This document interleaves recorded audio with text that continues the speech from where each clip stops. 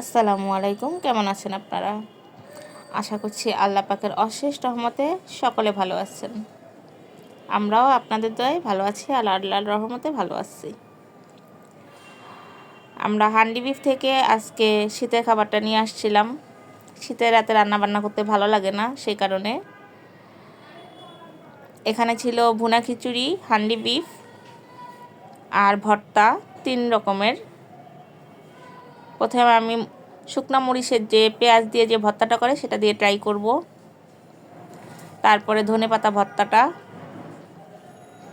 এটা রসুন আর ধনেপাতা একসাথে মিক্স করে ভর্তাটা করছে।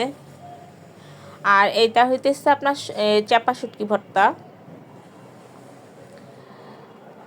চাপা শুটকি ভর্তাটা আমরা যেমন বাসায় একদম পুরো মিহি করে করি, ওরা অতটা মিহি করে নাই, কিন্তু ভালো ছিল খেতে।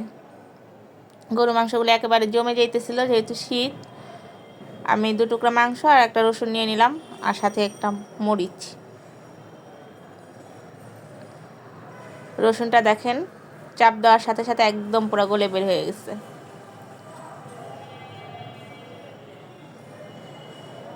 রসুনটা দিয়ে যখন ভাতটা মুখে দিলাম, একদম পুরো ব্লাস্ট, অনেক ইয়ামি। আপনারা ট্রাই করতে চাইলে রায়সাবাজার মোড় থেকে নিতে পারেন। আল্লাহ হাফেজ।